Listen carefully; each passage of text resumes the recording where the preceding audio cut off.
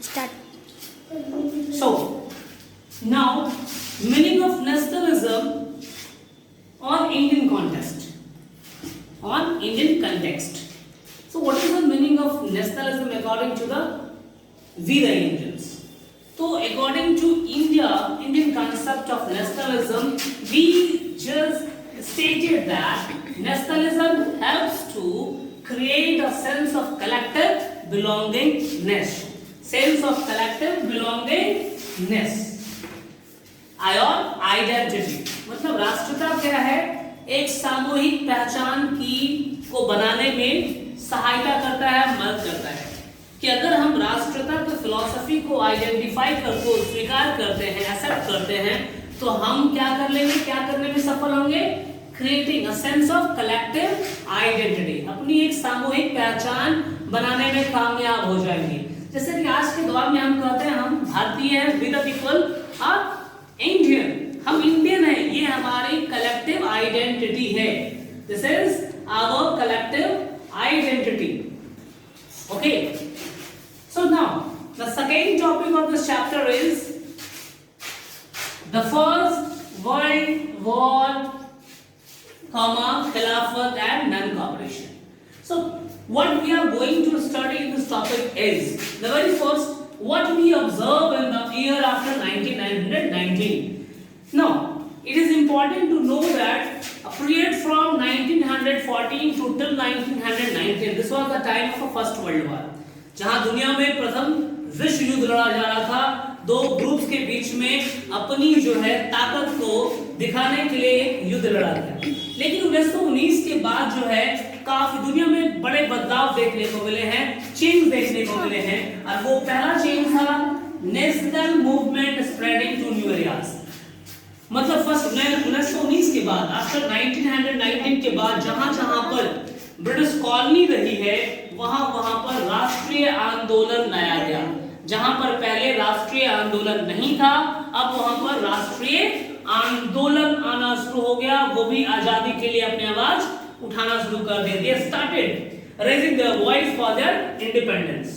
Second point, incorporating new social groups. Now, for their identity, for their national movement, numbers of people formed their social groups so that they were able to they were able to launch national movement in those areas which are the colony of Britishers. Now, third point is developing new mode of struggle. So the places which were the part of the world which were a part of British colony, they just adopted what newest mode of struggle, संघर्ष करने का एक नया तरीका। As you have seen the case of Mahatma Gandhi had launched the concept of satyagraha, truth and satyagraha. This is the newest mode of struggle. So these are the three things which we observe after 1919. Start. Now, so the next part is the impact of First World War. As I have already discussed about the period of First World War. It had created a new economic and political situation. First World War, आप ये सोच लीजिए कि first world war, कोई भी युद्ध जो है अपने आप में क्या करती है? पैसा और जाने लेती है। किसी भी युद्ध का आगमन और शुरुआत पैसों के बल पर ही लड़ा जाता है, और उस युद्ध का परिणाम होता है कि पैसे भी हाथ से चले जाते हैं, साथ साथ इंसान भी मारे जाते हैं। तो हमारे जान की भी खतरा होती है और हमारे पैसे, हमारे धन भी बर्बाद होते हैं। तो युद्ध का परिणाम हमेशा ही ड्रास्टिक रहा है। कभी भी किसी भी युद्ध का परिणाम बेहतर देखने को नहीं मिला है। तो फर्स्ट वर्ल्ड वॉर का भी परिणाम बेहतर नहीं था। फर्स्ट वर्ल्ड वॉर के बाद जो है विश्व के बहुत सारे देशों में कई प्रकार की इकोनॉमिक और पॉलिटिकल सिचुएशन, नई प्रकार की इकोनॉमिक और पॉलिटिकल सिचुएशन देखने को मिला है। तो वर्ल्ड वॉर का बहुत सारा इम्पैक्ट है जो कि आपके बुक में Indian context, Indian point of view से डिस्कस किया गया है। The very first one, huge expenditure. युद्ध के दौरान युद्ध लड़ने वाले देशों ने बहुत सारा पैसा जो है कर्ज लेकर, इंटरेस्ट पर लेकर युद्ध में खर्च कर दिया। युद्ध में प्रयोग होने वाले अस्त्र और शस्त्रों का उसका से खरीदा गया और उन पैसे को, कर्ज लिए गए पैसों को खर्च किया गया, जिसके कारण जो है युद्ध लड़ने वाले देशों के ऊपर ब्याज का अतिरिक्त बोझ का सामना करना पड़ा और इसका सीधा परिणाम उन देशों पर पड़ा जो कि ब्रिटिशर्स की कॉलोनी हुआ करती थी। अब ब्रिटिशर्स की जो कॉलोनी थी उस पर कैसे परिणाम पड़ा? सपोज मैं अगर एक ब्रिटिश रूलर हूं या मैं गवर्नर जनरल हूं, ब्रिटिशर हूं, तो मैंने क्या किया, भारत के ऊपर टैक्सेस बढ़ा दिए। जो पहले से कस्टम ड्यूटीज लिया जाता था, उन कस्टम ड्यूटीज के टैक्सेस को बढ़ा दिया गया। अगर मान लिया जाए कि पहले 10% कस्टम ड्यूटीज ली जाती थी, तो अब जो है उसे बढ़ाकर 20% कस्टम ड्यूटीज ली जाने लगी। दूसरी, ब्रिटिशर्स ने यह भी एक प्रयास किया कि कुछ नए प्रकार के टैक्सेस को भी लॉन्च कर देना है, स्टार्ट करना है, इंट्रोड्यूस करना है, जिसमें income tax, first world war के बाद भारत में पहली बार इनकम टैक्स को भी इंट्रोड्यूस कर दिया गया। अब व्यक्ति जितना कमाता था उस कमाई का कुछ हिस्सा भी टैक्स के रूप में उसे देना होता था। तो ये न्यू टाइप ऑफ टैक्सेस को भी इंट्रोड्यूस कर दिया गया। तीसरा, 1913 से लेकर 1918 के बीच में कमोडिटीज, खाने पीने की जो वस्तुएं थी, अनाज थी, उसकी कीमतें दुगनी हो गई थी। ठीक है, परंतु वेजेस में किसी भी प्रकार का कोई डिफरेंस देखने को नहीं मिला। मतलब व्यक्ति की प्रत्येक दिन की आय नहीं बढ़ाई गई, वो कांस्टेंट रह गया, परंतु महंगाई दुगनी हो गई थी, अनाज के दाम दुगने हो गए थे, जिसके वजह से आम इंसानों को, कॉमन मैन को बहुत सारी दिक्कतें झेलनी पड़ी। आम इंसान अपने सीमित आय से बढ़े हुए दाम में अपनी जो इसेंशियल नीड्स है उसे पूरा करने में असक्षम हो रहा था, असफल हो रहा था और उसके लाइफ में बहुत बड़ी परेशानियां सामने आती चली जा रही थी।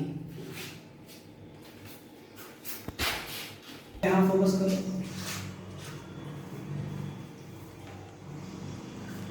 Now, the next point regarding the impact of First World War was villagers were called to supply soldiers. Now, try to understand. जहां ब्रिटिशर्स की कॉलोनी रही है, यहाँ पर ब्रिटिशर्स ने युद्ध के दौरान एक बहुत बड़ी रणनीति अपनाई। गांव में रहने वाले लोग जो ज्यादातर किसान थे, उन्हें कहा गया कि युद्ध में आप हमारा साथ दें और युद्ध में लड़ने के लिए आपको भेजा जाएगा, आप हमें साथ देते हुए युद्ध में लड़ने जाएं ताकि ब्रिटिशर्स की जीत हो सके। और तो और जो लोग नहीं जाना चाहते थे उन पर फोर्स रिक्रूटमेंट, जबरदस्ती उन्हें ब्रिटिश सेना में, ब्रिटिश आर्मी में भर्ती करके युद्ध के मैदान में भेज दिया जाता था। वो व्यक्ति जो कल तक हल चलाता नजर आया, वो व्यक्ति जो अनाज पैदा करना जानता था, आज उसे जबरदस्ती युद्ध के मैदान में गोलियां चलाने को कहा जा रहा था। आज उसे जबरदस्ती युद्ध के मैदान में गोलियां खाने को कहा जा रहा था। सोचने वाली बात थी कि एक किसान जो परमार्थ के लिए, दुनिया के लिए अनाज पैदा करता है, आज उसे एक हत्यारा बनाया गया। जबरदस्ती उन्हें युद्ध के मैदान में धकेल दिया जा रहा था। अब जब उनकी इच्छा के अनुसार युद्ध के मैदान में भेजा जा रहा था, तो परिणाम तो स्वतः था कि गांव के लोगों में अंग्रेजी सरकार, हुकूमत के खिलाफ क्या आएगा? एंगरनेस, गुस्सा आएगा। लोग इसका विरोध करने के लिए आवाज उठाएंगे। नाउ ड्यूरिंग 1919 हम गुलाम थे, हमारे ऊपर ब्रिटिशर्स के अत्याचार हो रहे थे, लेकिन प्रकृति ने भी हमारे ऊपर कुछ वैसा ही काम किया। प्रकृति की कहर हमारे ऊपर बीती। 1918, 1919, 1920, 1921 में भारत के कई हिस्सों में अकाल पड़ गए, एपिडेमिक आ गया, महामारी फैल गई, अनाज सही तरीके से ग्रो नहीं कर पाया, अकाल हो गया और क्रॉप्स के फेलियर होने के वजह से भारत में अनाज की किल्लतें होने लगी। acute shortage of good foods, acute shortage. On the contrary of this epidemic, उस समय 1920-1921 में भारत के कई हिस्सों में इन्फ्लुएंजा नामक बीमारी फैल गई और उस बीमारी में भारत से कुल मिलाकर 13 मिलियन लोग जो है मर चुके थे। 13 मिलियन, 13 मिलियन, क्लियर? 13 मिलियन लोग जो हैं मर चुके थे इस फेमाइन्स के वजह से, इन्फ्लुएंजा नामक बीमारी की वजह से। Perish as a result of famines, अकाल जो पड़ी उसके वजह से भारत के 13 मिलियन लोगों को अपने जान गंवाने पड़ गए थे।